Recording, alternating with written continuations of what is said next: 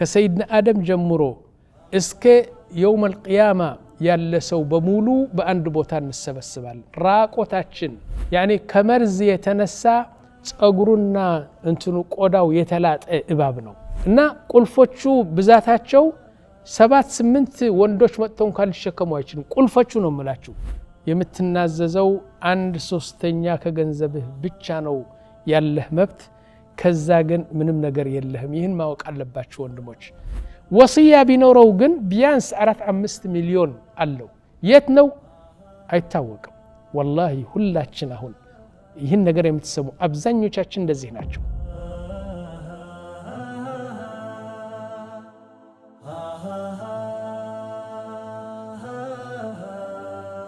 بسم الله الرحمن الرحيم الحمد لله رب العالمين وصلى الله على نبينا محمد وعلى آله وصحبه أجمعين አሁን እንግዲህ ጥያቄና መልስ የሚለው ነው ፕሮግራሙ 14ኛው ጥያቄ ደርሰናል ይህ 5ኛው ምዕራፍ ማለት ነው 14ኛው ጥያቄ ምን ይላል ዘካት እኮ የእስልምና ምሰሶ መሆኑን ሁላችን እናውቃለን ይላል ላኪን ብዙ ሰዎች በዘካት በጣም ደካማዎች ናቸው አክثر الناس يهمل هذا الزكاة ችላ ይላል አንዳንዶቹ እውነቱ ነው ጥያቄው በጣም ጥያቄው እውነቱ ነው አንዳንዶቹ አስለም በዘካት አያምኑ ከነጭራሱ አያወጡም አንዳንዶቹ ደግሞ ዘካት ሙሉ ዘካት አያወጣም ቀንሶ ነው የሚያወጣው ናም አንዳንዶቹ ደግሞ ይረሳሉ የ2-3 አመት ሲደርስ እንደ ዘካት እኮ አላወጣሁም ይላል ህዝቡ እውነተኛ ዘካት የሚያወጣ በጣም ጥቂት ሰው ነው ደሞ ዘካት ፈርድ አይደለም ወንድሞች ከፈርድ በላይ ነው ሩክን ምሰሶ ነው 5 የእስልምና ምሰሶች 3ኛው ዘካት ነውና በጣም መጠንቀቅ አለብን ሁለተኛ ነገር በደንብ ካየን ቁርአን በደንብ ከቀራን ዘካት አብዛኛው ጊዜ ከሰላት ተቋርላ ነው የምትመጣው أقيموا الصلاة وآتوا الزكاة الذين يقيمون الصلاة ويؤتون الزكاة በጣም ከሰላት አትለይም እና እውነቴ ነው ዘካት በጣም አስፈላጊ እና በጣም አንገብጋቢ ሆነው እንትን ነው ከዛ በኋላ ዘካት ወንድሞች በደንብ የሚያወጣ ዘካት ልንገራችሁ አለምንም يعني ማጉደል ወይም አለምንም የእምነት ጉድለት በሙሉ በኢማን ዘካት የሚያወጣው አንድ ሰው ሁላችን እንወቀው ማን ነው ታውቃላችሁ ይህ ገንዘብ በእጁ ያለ የራሱ አለመሆኑን የሚያውቅ የኔ ገንዘብ እኮ ገንዘብ አይደለም እኮ በኔ እጅ ያለው ገንዘብ والله የኔ ገንዘብ አይደለም አላህ ነው የሰጠኝ ከዛ በኋላ ምን አለኝ ይህ ገንዘብ ያንተ ብቻ አይደለም ከዚህ ገንዘብ የወላጆች እንትን ሐቅ አለ የፈቂሮች ሐቅ አለ የሚስኪኖች ሐቅ አለ የልጆች ሐቅ አለ የሚስት ሐቅ አለ ብዙ እንትን ሐቅ አለ ያንተ ብቻ አይደለም አንተ ወኪል ነህ ወኪል ማለት ነው ገንዘቡ እንካና እኔ ያልኩ ባልኩ መንገድ በትነው ስጠው ላንተ ብቻ አይደለም በዚህ አይነት ነው ገንዘቡ የተሰጠ ነው ወንድሞች ይሄ ማያቅ 99% አያቅም እውነቴ ነው እና ምን መስለዋል ገንዘቡ በጥረቱና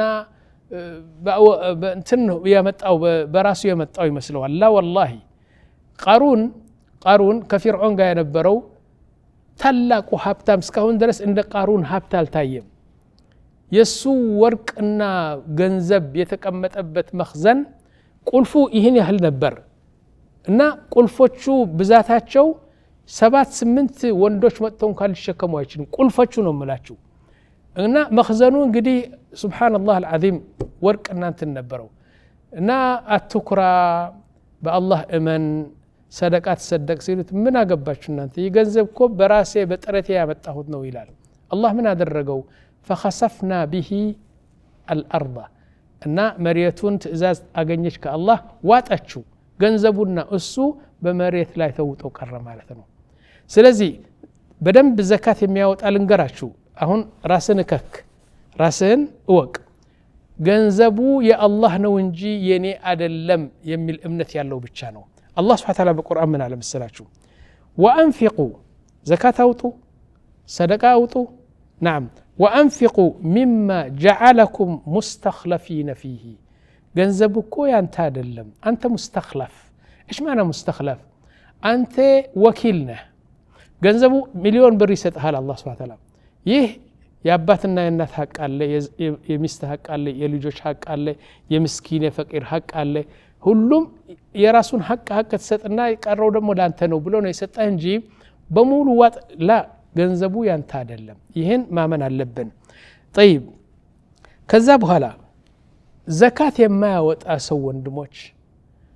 يوم القيامة كقبر تنستن جنا ወደ ጀናና ወደ ጀሃነም ከመሄዳችን በፊት أرض المحشر የሚባል አለ ከሰይድና አደም ጀምሮ እስከ يوم القيامة ያለ ሰው በሙሉ በአንድ ቦታ እንሰበስባለን ራቆታችን ፀሐይ በዚህ በአናታችን ላይ ቁማ አንዳንድ ሰዎች ላባቸው እስከ ጉልበታቸው ሲደርስ አንዳንዱ እስከዚህ ያኒ እስከ ጀርባቸውና እስከ ወዳቸው ላይ ሲደርስ ላባቸው እኮ ነው በፀሐይዋ ሙቀት አንዳንዶቹ ላባቸው እስከ ጆሮ ግንዳቸው የሚደርስ አንዳንዳቸው ደግሞ በላባቸው የሚዋጡ በጣም አስቸጋሪ ቀን ነው እዛ ጊዜ ዘካት የማያወጡ ሰዎች ዘካት የማይሰጡ ሰዎች ገንዘባቸው እፍን አድርገው የሰው ሐቅ የበሉ ሰዎች الله سبحانه وتعالى من قطعت እንዳወረደባቸው በቁርአን ተመልከቱ እንግዲህ نعم الله سبحانه وتعالى من ይላል والذين يكنزون ማለት الله ሰጠህ ወርቅ ጨርቅ ገንዘብ ምን ሀብት ሰጠህ ሁሉን እፍን አድርገህ የአባትና የእናት ሐቅ አታቅም የፈቂር ሐቅ አታቅም يعني እንትን ዘካት አታወጣም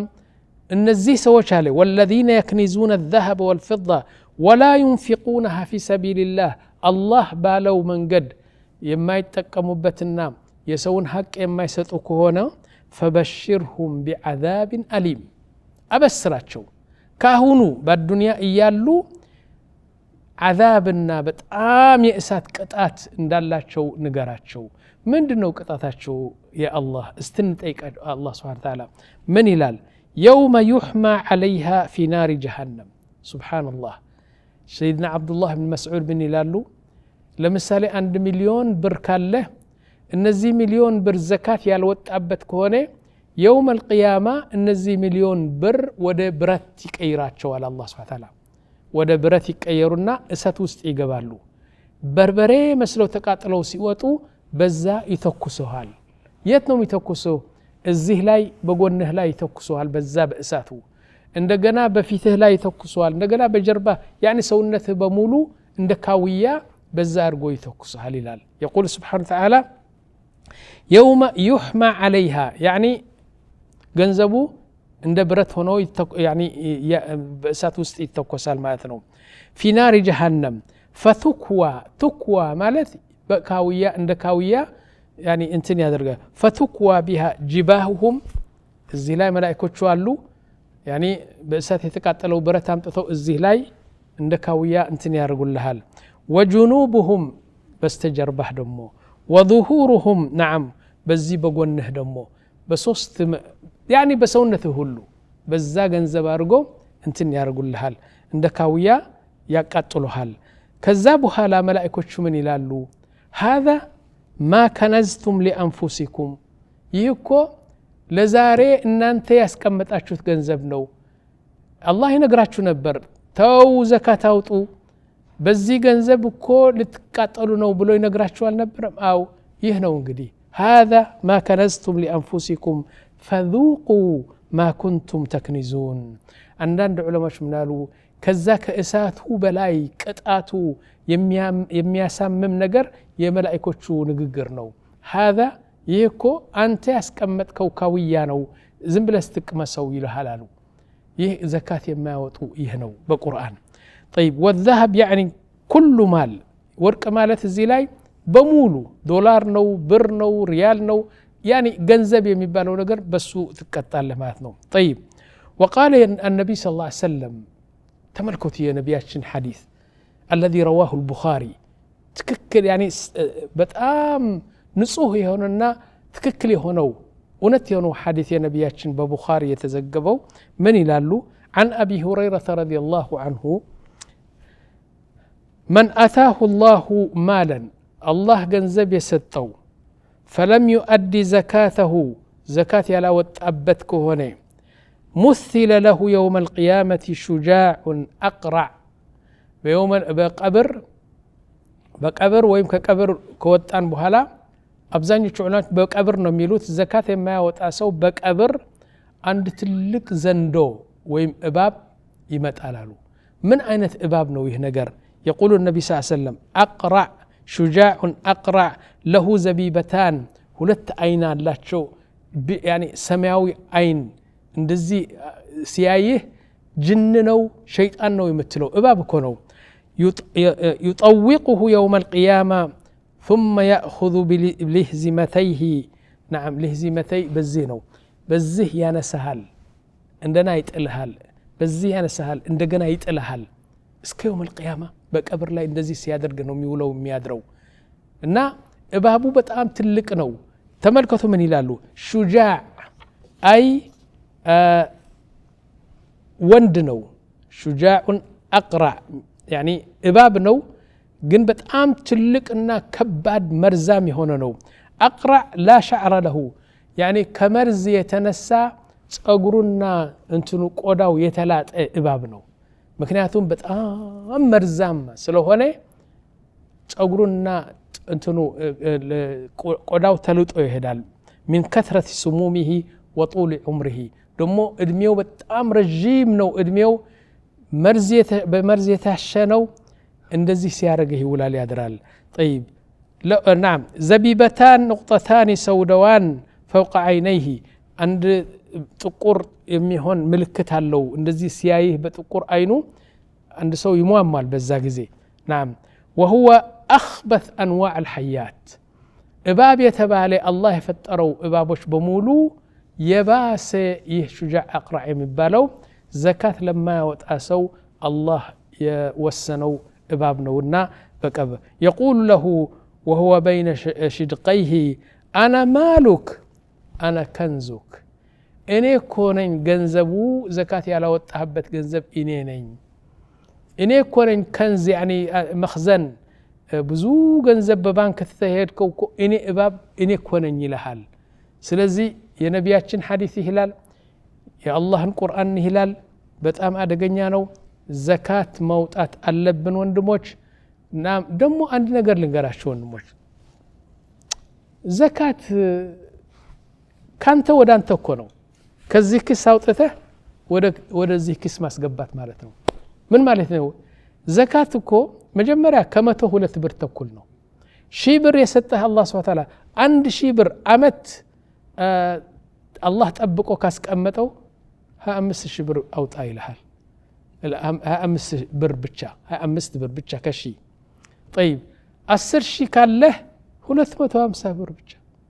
طيب 100000 ካለህ 100000 ብር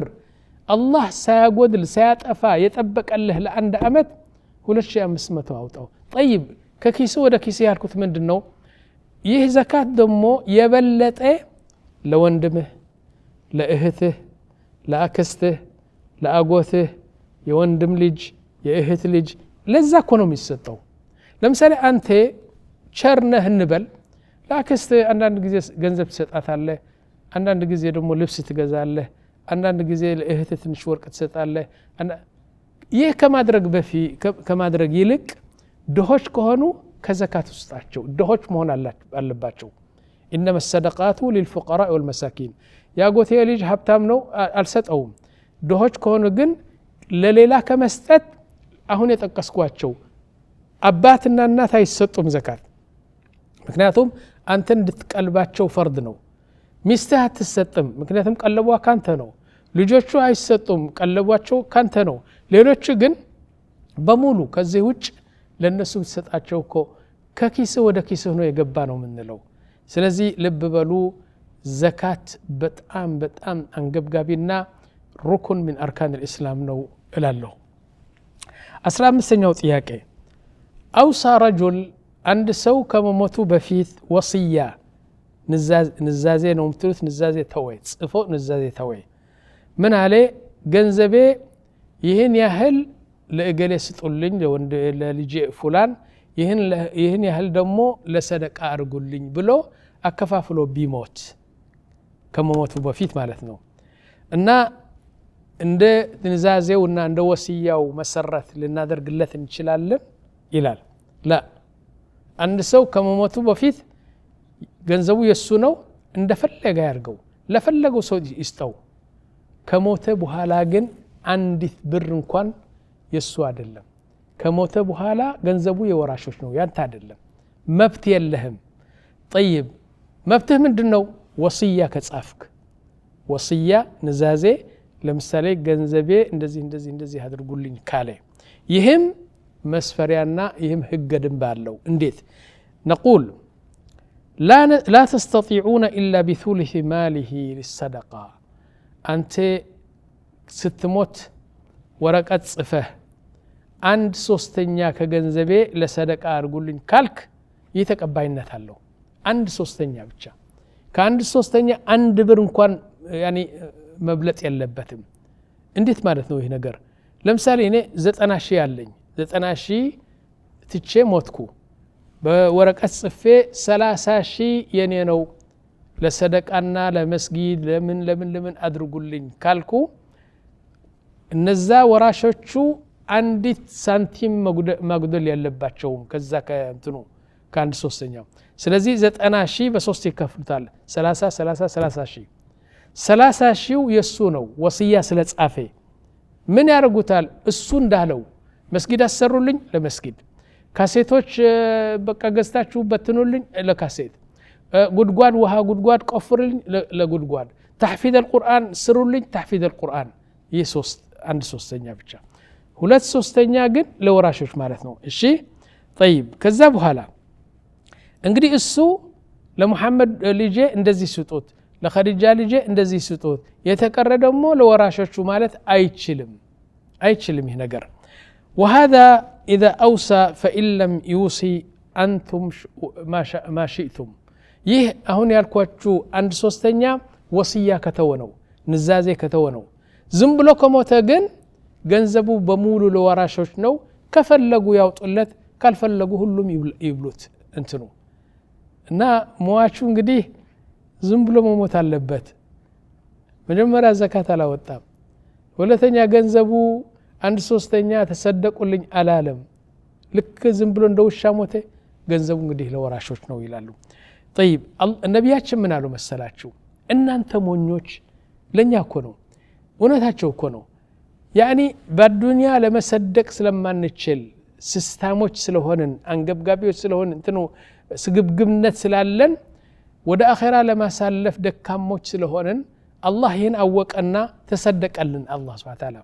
ምን አሉ ነብያችን إن الله تصدق عليكم عند وفاتكم بثلث مالكم زيادة في أعمالكم እናንተ ሰዎች ያኒ ከመሞታችሁ በፊት ወሳያ ንዛዜ ከጻፋችሁ አንድ ሶስተኛ ገንዘባችሁ የናንተ መብት ነው ይህ ወሳያ ከጻፋችሁ ነው ካልጻፋችሁ ግን ዝም ብላችሁ ነው የምትሞቱ እሺ አሁን እኔ ልጠይቃችሁ በመላው ዓለም ያላችሁ አሁን ይህን ደርስ የምትሰሙት ስንት ናችሁ ወሲያ ያላችሁ ንዛዜ የጻፋችሁ والله አንድ በመቶ አታገኙ አንድ በመቶ አታገኙ እውነቴ ነው እኔ በዚህ በመጅልሳችን 30 አመት አሁን ባለፈው ረመዳን 30 አመት ከመለናል ያኒ አድርገናል የ30 አመት አንድ ትልቅ እንትን ነው ያደረግነው በመጅልሳችን በዚህ በ30 አመት የትምህርት እንትኑ የምሰጠው ትምህርት እውነቴ ነው ስለ ንዛዜ መጻፍ ስለ ወሲያ መጻፍ ለ30 አመት ነው የተናገርኩት ታውቃላችሁ በመጨረሻ ስንት ናችሁ ንዛዜ ያላችሁ ስላቸው 6 ሰዎች ብቻ አገኘሁ ከ3-400 ሰዎች 6 አገኘሁ ያኒ ንዛዜ መጻፍ መሞት ይመስላችኋል لكن ትልቅ ጥቅም አለው ወንድሞች حقيقة ልንገራችሁ ወንድሞች አንዱ የሞተ እኮ ነው ለመሞት አንድ ግማሽ ሰዓት ነው የቀረው ለምንድነው ወሲያ ንዛዜ ለምን አትጽፍም ሲሉት እዚህ ደርሰናል እንዴ ብሎ የማይሞት መስሎ ነው አለቀሰ ከግማሽ በኋላ ሳይናዘዝ ሞተ እንዴት ነው አንድ ሰው እኮ እኔ ሞታለሁ የሚለው እምነት እኮ የለውም ሁሉ ይሞታል አለኔ በስተቀር ነው የሚለው በልቡ ማለት ነው እና ወሲያ ጻፊ ያሉት እዚህ ነው ተደረስን ብሎ አለቀሰ ከዛ በኋላ ሞተ ማለት ነው ስለዚህ እና ወሲያ የጻፈ 1/3 ብቻ ነው ያለው አለበዚያ በሙሉ ገንዘቡ ለወራሾች ነው ምለው نعم والوصيه يمنعها من القبول وصيه ደግሞ 3 ነገሮች አሉ ወሲያው ተቀባይነት እንዲኖረው የሚከለክል እነዚህ 3 ካሉ ወሲያ ወይም ንዛዜው ተቀባይነት የለውም አንደኛው يقول اذا كانت اكثر من ثلث ከአንድ 3ኛ የበዛ ከሆነ ወሲያ የምትጽፈው ወይም ንዛዜ 90,000 የተውከው ሰው 50,000 ለኔ ተሰደቁልኝ ላ አይሆንም ከአንድ 3ኛ የሚበልጥ ከሆነ ያንተ ንዛዜ يعني እንትን የለውም ተቀባይነት የለውም ሁለተኛ الوصيه لوارث الوصيه للوارث እነዚህ ልጆችና ምን የሚወርሱ ሚስት አባት እናት ልጆች ለእገሌ ስጥ ለእገሌ እንደዚህ ስጥ ምናምን ካለው ወሲያው ተቀባይነት የለውም አንተ አትከፋፍልም አንተ ሙት ብቻ የሚያከፋፍለው አላህ ብቻ ነው ሶስተኛ ደግሞ اذا اوصى لحرام ለምሳሌ ሙዚቃ ቤት ክፈቱልኝ መጠጥ ቤት ክፈቱልኝ ዳንስ ቤት ክፈቱልኝ ምናምን ብሎ ለሐራም ወሲያ ከጻፈ ደግሞ ተቀባይነት የለውም እነዚህ 3 ወሲያውን የሚያፈርሱ ነገሮች ናቸው يقول النبي صلى الله عليه وسلم لا وصية لوارث أنت ستموت ለወራሾቹ እንደዚህ አከፋፍለህ ለመሄድ አትችልም ይላሉ يا اخو الوصيه كما وصيه ያልጻፈ ሰው ይከስራል በአዱንያም በአኺራም ይከስራል እኔ አንድ ምሳሌ ልስጣችሁ ወንድሞች ሱብሃንአላህ العظيم ብዙ ጊዜ ነው በዚህ አፍሪካ ቲቪ የገለጽኩት ይህ ነገር በጣም ስለምወደው የተከሰተ ነገር ስለሆነ አሁን 3ኛ ነው 4ኛ ነው ደግመው ያለው ይህ ነገር ምንድነው የተገኘው መሰላችሁ አንድ ሰው ነው አዲስ አበባ ነበር የሚቀመጠው ግን በአዲስ አበባና በአሰብ መካከል መኪና የጭነት መኪና ነበረው የጭነት መኪናዎች ነበሩት ከአሰብ ብዙ እንትን እቃ ያመጣል ከዛ በኋላ ወደ ደሴ ወደ መቀሌ ወደ አዲስ አበባ እንትን ነበር ይህ ነው ስራው የነበረው ቢያንስ አንድ 4-5 ሚሊዮን ብር በባንክና በምን ነበረው ሀብቱ እንደዚህ ይደርስ ነበር ግን ሲሞት ወሲያ አልተወም መሞቱ አላወቀም ከአሰብ እቃ ጭኖ ሲመጣ በመኪና አደጋ ሞተዋል ሚስቱ አዲስ አበባ ነው ያለችው እሷና 5 ልጆች ትቶ ነው የሞተው በአደጋ ነው የሞተው አሁን ሚስቱ ገንዘቡን የት እንዳለ አታውቅም ወደ ላይ ብታይ ሰማይ ነው ወደ ታች ብታይ መሬት ነው ዘመዶቹና ዘመድዋ የአንድ ወር 2 ወር የመጡ ይሄዱ ከዛ በኋላ እግራቸውና እጃቸው ሳቡ ብቻዋን ቀረች ብቻዋ እሷና 5 ልጆቿ ቀሩ አንዲት ሳንቲም የላትም በቤት ምክንያቱም ገንዘቡ በየት ነው ያለው አታውቅም መጀመሪያ ትልቅ ስህተት የምናደርገው ሚስቶቻችን ስለ ገንዘባችን አንነግራቸው አብዛኛው ሚስቶቻችን ደሞዝ ስንት መሆኑን አታውቅም ገንዘብህ የት እንዳለ አታውቅም ከማን ነው የተበደርከው ለማን ነው ያበደርከው አታውቅም ይህ ምን ማለት ነው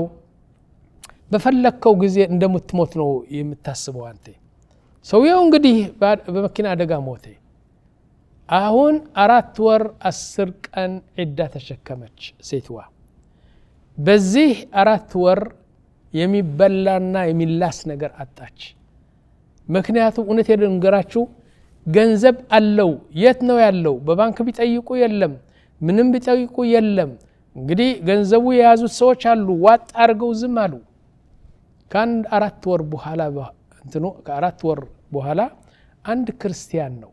ደሞ ወንድሞች ልንገራችሁ እምነት የሚባለው ክርስቲያንና ሙስሊም አይልም والله ስንት ክርስቲያኖች አሉ በመቶ እጅ ከእስላሞች የሚመረጡ በእምነት ገንዘብ ሰጥተው የሚታመን ሚስትህ እዚህ ትተህ ለ10 አመት ጎረቤት ሆኖ ምንም አይነት የማይደፍራት በጣም በእምነት እስላምና ክርስቲያን አይልም አሁን ከ4 ወር በኋላ ዘመዶቹና ዘመዶቹዋ በሙሉ እግራቸው ስቦ ሲሄዱ አንድ ክርስቲያን መጣ አልሰማም ነበር ተሳፍሮ ነበርና መጣ ይሰው ጓደኛው እንደሞተ አወቀና መጥቶ የኔ እህት አላት አው ነገ በ3 ሰዓት ጧት ዘመዶች ሰብስበሽ ቆይልኝ አላት ምን ነው አለችው ምንም አይደለም ደህና ነው ዘመዶቿ ተሰበሰቡና ምን አላት የኔ እህት አላት እኔ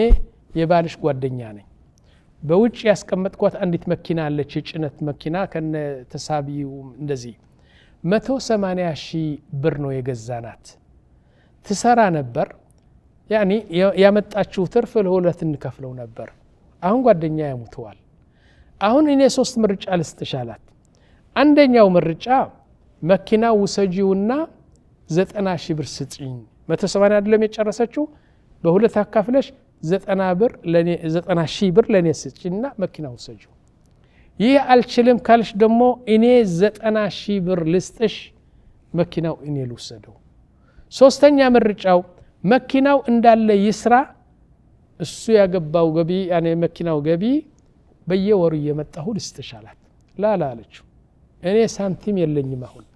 መኪናው ውሰደው 90,000 ብር ስጠኛለችውና በሽማግሌዎቹ መሐከል 90,000 ብር ቆጥሮ ሰጣት ማለት ነው ይህ እምነት ነው ወሲያ ቢኖረው ግን ቢያንስ 4-5 ሚሊዮን አለው የት ነው አይታወቅም والله ሁላችን አሁን ይህን ነገር የምትሰሙ አብዛኞቻችን እንደዚህ ናቸው በሚሊዮን የሚቆጠር ገንዘብ ያላቸው ሚስቱ አታቀም ልጆቹ አያቀም ምን አያቀም ማን ያቃል ጓደኛው ማን ያቃል አንድ እንደሱ ነጋዴ ስንት የተበሉ ሰዎች አሉ ለምን በዚህ በላብህ ያመጣው ለስንት አመት ስኳር በሽታ አምጥተህ የደም ግፊት አምጥተህ ዲንህ ሽጠህ ያመጣው ገንዘብ አለ ወሲያ ዝም ብለህ ስትሄድ ማንም ሰው ሊጫወትበት ደስ ይልሃል አይለንም ስለዚህ እውነት ነው ልንገራችሁ መጀመሪያ ንዛዜና ወሲያ እንጻፍ ሁለተኛ ነገር ዘካት እናውጣ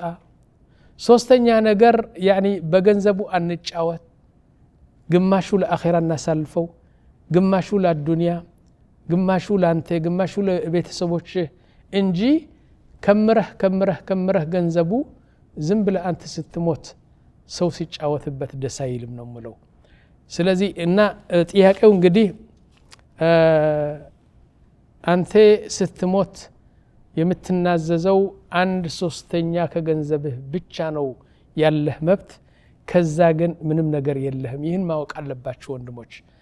እና አሟሟታችን እናሳምር ሐቂቀተን ያላችሁም የሌላችሁም ሳንቲም ብትሆንም አንተ በጥረት ያመጣሃት ሰው እንዲጫወትበት አታርግ ነው ምለው እሺ ስለዚህ እንግዲህ እኔ አምናለሁ አሁን ከዚህ ደርስ በኋላ አንድ ሰው ተነስቶ ወሲያ እንደሚጽፍ አምናለሁ ደግሞ አንድ ነገር ልንገራችሁ ወሲያው እኮ ወረቀት እኮ ነው በወረቀቱ ጽፈ የኔ ሚስት የኔ ወንድም የኔ ልጅ ናም ገንዘብ በዚህ ባንክ አለኝ በዚህ ባንክ አለኝ በዚህ ብዛቱም አትናገር አትጻፍ በዚህ ባንክ ከእገሌ ገንዘብ አለኝ ይህን ወቁና ስሞት እንትን አድርጉ ትላለህ እሺ ከዛ ኋላ አሽጋ አስቀምጠው ማንም ሰው የሚያየው የለም ስትሞት ይከፈታል ይነበባል በዛ እንትን ይሄዳል ማለት ነው እሺ እና ልብ እንበል ሞኞች አንሆን ወንድሞች በራሳችን አንጫወት ነው ምለው أقول قولي هذا والله أعلم وصلى الله على نبينا محمد وعلى آله وصحبه أجمعين